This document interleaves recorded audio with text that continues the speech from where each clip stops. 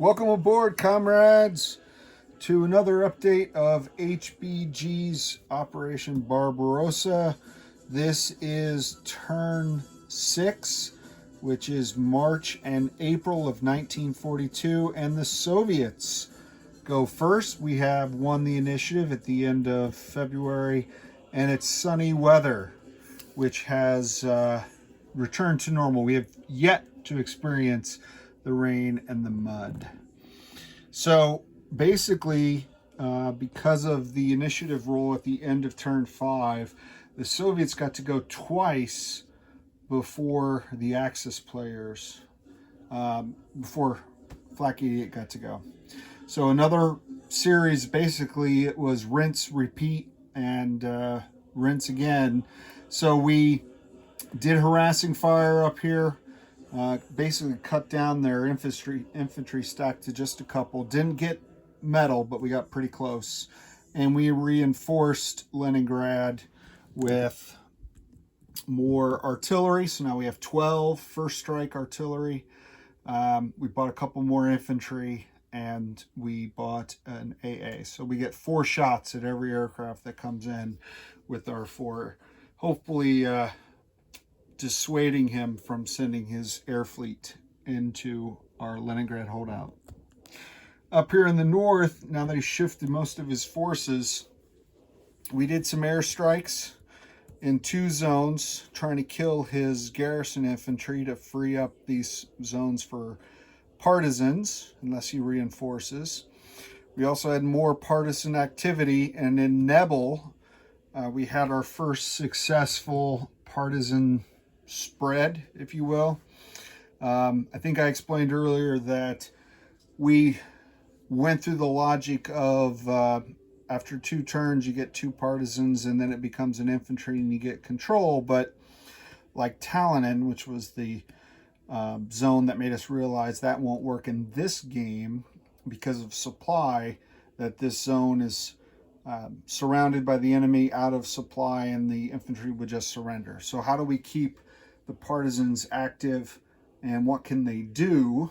And one of the things they can do then is sneak into an enemy zone and attack. So they successfully rolled and destroyed or damaged the rail in the neighboring province, and now that province is active with partisan activity.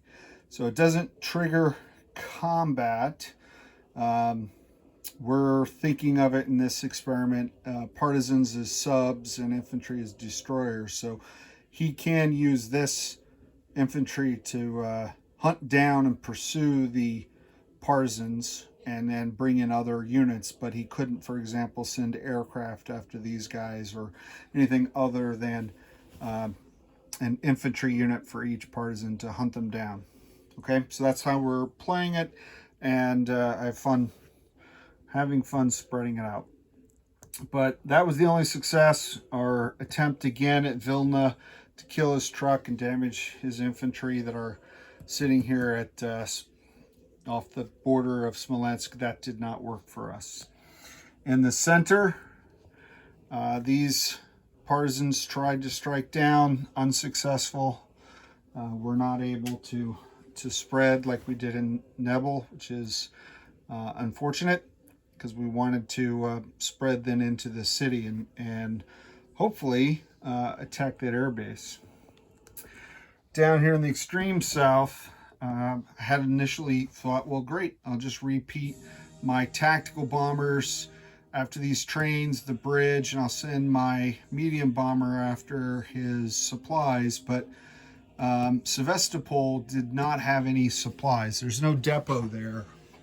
So while they are not out of supply in that they have a port and they're in line of supply, which has been what's keeping Odessa afloat, they don't have supplies in the zone to conduct combat operations or a zone away. So the aircraft flew back non-combat to Moscow and Stalingrad, but could not do the raids that we wanted to. But we did some more harassing fire and basically used the back-to-back turns, consider it like a free turn, essentially to reinforce, and that we did. So we have more supplies here. It's sunny weather, so each zone's only losing one supply. Each zone supply depot is only losing one per turn, so we can ship 2 supplies with our naval capacity, and that means we can get 1 to Sevastopol and 1 to Odessa and start replenishing them. So that truck delivered those supplies here, and then we also, between trucks and rail and coming down from Stalingrad and from the center, we formed up. Basically, this went from nothing to a large force. Maybe not large enough. We'll see what Flak 88 wants to do with his armies here. But we still have a large blocking force at Donetsk. We consolidated our forces back into Kharkiv, and we're starting to move this task force that had been in Smolensk, reinforced with some Moscow mobile units. So I've got 4 armor, several mech, several artillery and AA, and some trucks moving supplies and infantry. And so this mobile force can either pivot north if I have to, depending on what he does, or continue to the center or the south.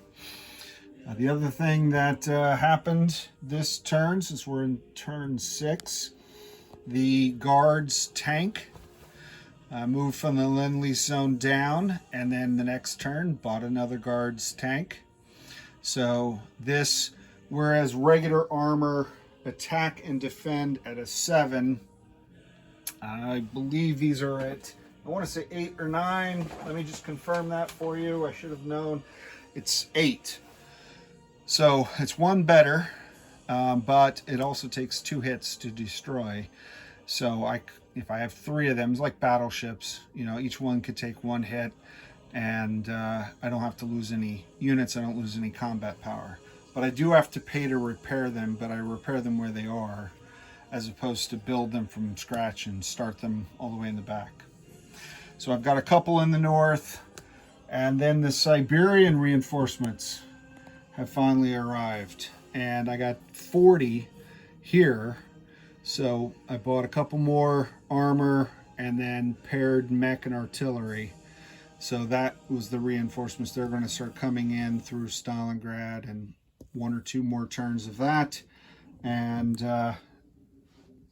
I'll be able to put a stop to any southern plans that he has. He might swing north up towards Moscow, but I've got that other zone. So now we're at a critical tipping point where the Soviets are definitely gaining strength, gaining momentum, gaining initiative, and the Russians are digging in and actually starting to come out of where they've been digging in and move forward. So we'll see what the Germans have planned for 1942.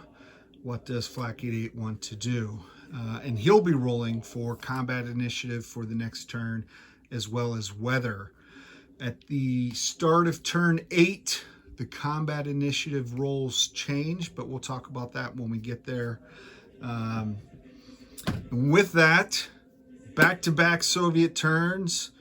It is spring of 42. Lots of good things going on for the good guys. And we'll see what, like I said, Flak 88 has planned for us next. This is Captain G, over and out.